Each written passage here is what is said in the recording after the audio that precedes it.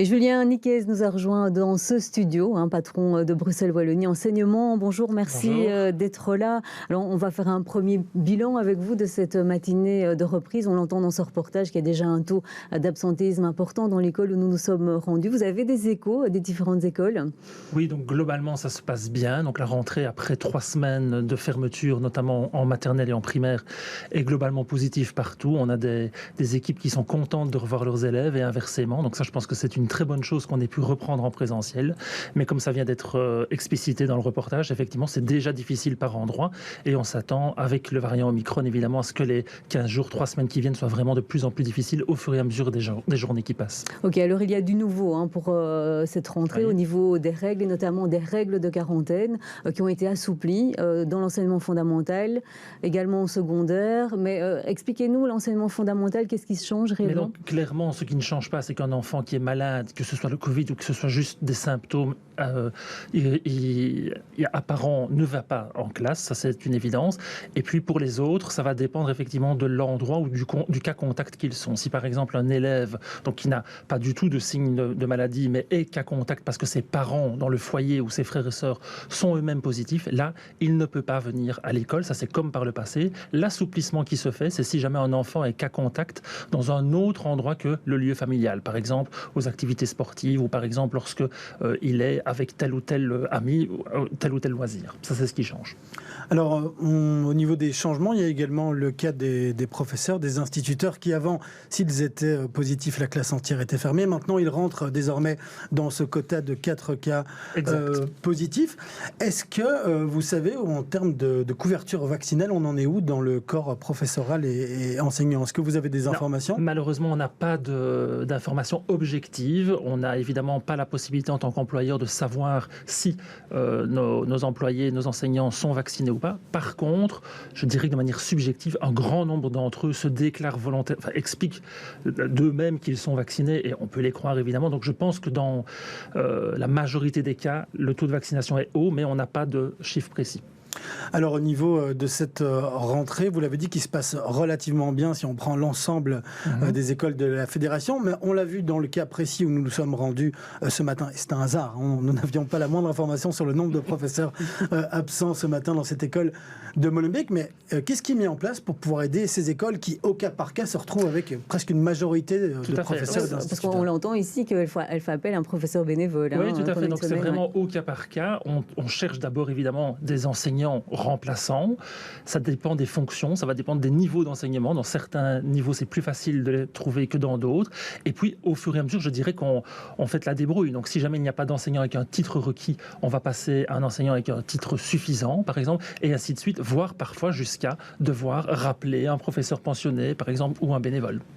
Alors, le port du masque, il est maintenu pour les élèves à partir de 6 ans, donc dès la première primaire. Alors, il y a quand même eu pas mal de gens qui se sont opposés à cette mesure. À partir de quand, sous quelles conditions, on décidera de lever cette obligation? Malheureusement, ça, on n'en sait rien. Donc, je pense que tant que les taux de pandémie ou du virus sont aussi élevés, on devrait le garder encore plusieurs semaines. Je pense que sur un plan pédagogique, on s'est toujours, je dirais, d'une certaine manière opposé au port du masque, surtout pour les plus petits, parce qu'on sait que enseigner l'apprentissage de la lecture, de l'écriture à 6-7 ans, ce n'est pas évident.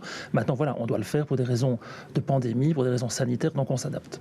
Alors, il y a aussi une recommandation qui est donnée aux parents et qui a été demandée aux parents de faire un autotest sur leurs enfants avant cette rentrée et de le faire toutes les semaines.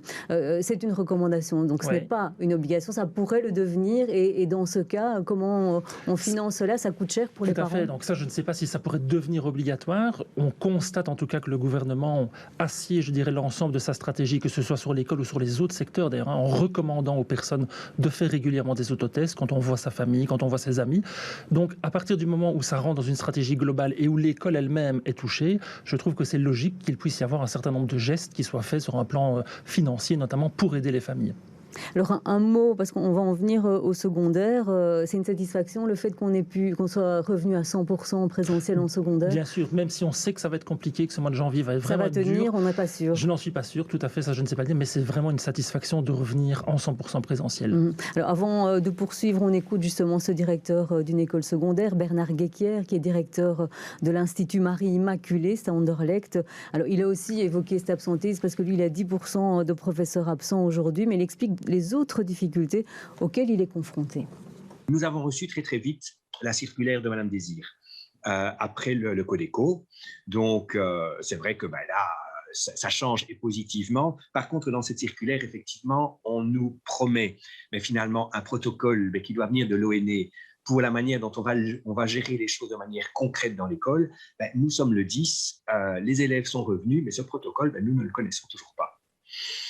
Voilà, alors là, je dirais quelque part, ça c'est quand même mon petit bémol, en disant, mais une fois de plus, on nous met devant des mesures qui sont de plus en plus difficiles à interpréter, avec en plus une discrimination par rapport aux vaccinés et non vaccinés, alors qu'en principe, nous ne pouvons pas, si on respecte la vie privée, on ne peut pas poser la question directement ni aux élèves, ni aux enseignants, sont-ils ou pas vaccinés, mais la quarantaine n'est pas la même s'ils le sont ou s'ils ne le sont pas, et on se retrouve finalement avec quand même un protocole, et donc des directives concrètes qui nous manquent. Alors 2 éléments à retenir du discours de ce directeur. On reviendra dans un instant sur les différentes circulaires que vous devez distribuer et envoyer à toutes les écoles de la fédération.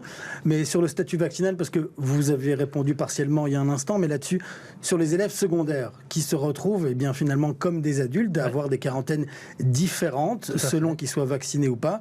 Comment gérer quand on est directeur d'école? Alors il faut évidemment faire confiance aux familles, ça relève de l'ordre de la vie privée.